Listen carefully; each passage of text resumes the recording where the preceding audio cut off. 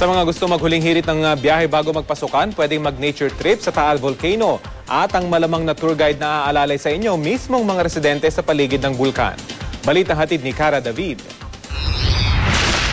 Sa tuwing bibisita tayo sa iba't ibang lugar sa Pilipinas, nakakatuwang isipin na may mga residente na handang sumalubong at umalalay sa ating biyahe. Tulad na lang dito sa Taal Volcano ng Talisay, Batangas.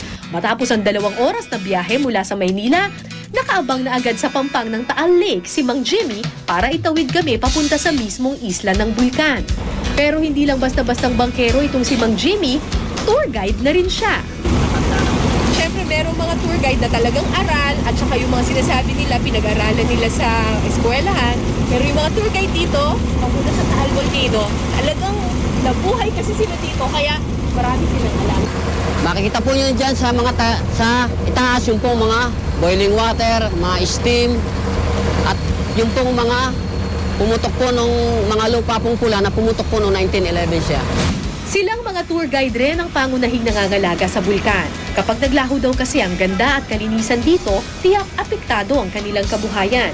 Dapat alagaan po natin yan at mahalin natin kasi yan po ang kung wala po na yan, wala po kaming kikitain, wala pong makukuha. Kasi pag yan po ay madumi na, wala na pong pupunta. Paano na po kami? Ayon sa Tourism Office ng Talisay, mahigit sa 1,000 ang tourist guides dito sa Taal at halos lahat sila residente sa mismong isla ng bulkan. Isa sa kanila ang nakilala kong horse guide na si Jessa. Okay, so aakyat na ngayon tayo sa Taal Volcano. Siyempre, ang kasama natin, bukod dito sa kabayong ito, ay isang tour guide, horse guide. Nandito rin, residente rin dito. Ako, ma'am. Si Jessa. Hello po. Humigit kumulang sa 300 kada araw ang bumibisita sa bulkan. Karamihan sa aking mga nakasalubong, puro Koreano. Annyeonghaseyo! Annyeonghaseyo! Habang binabaybay namin ang isla, kinuwento naman sa akin ni Jessa ang mga nakagisnan niyang kaalaman. Ito po yung dinadaanan po natin yung pong Daang Kastila kung tawagin po dito sa amin sa Taal. Daang Kastila? Daang Kastila po. Parang kakaiba yung itsura ng mga bato. Opo, kakaiba po talaga siya dahil po naswab po siya. Ito po talaga yung inilabas po talaga niya. So bakit parang pula? Opo, pulang-pula po talaga siya. Iyan po dahil po ng laba at saka yung mga putik po sa loob nagalo-halo po dito. Pagdating sa tuktok ng bulkan, namangha ako sa aking nasilayan.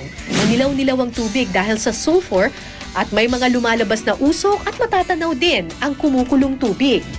Paano nabago ng Taal Volcano yung buhay ninyo dito?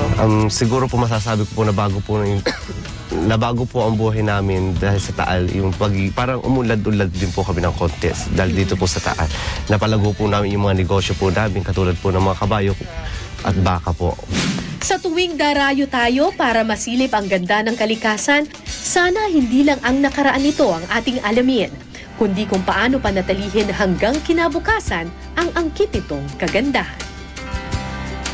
Cara David, GMA News.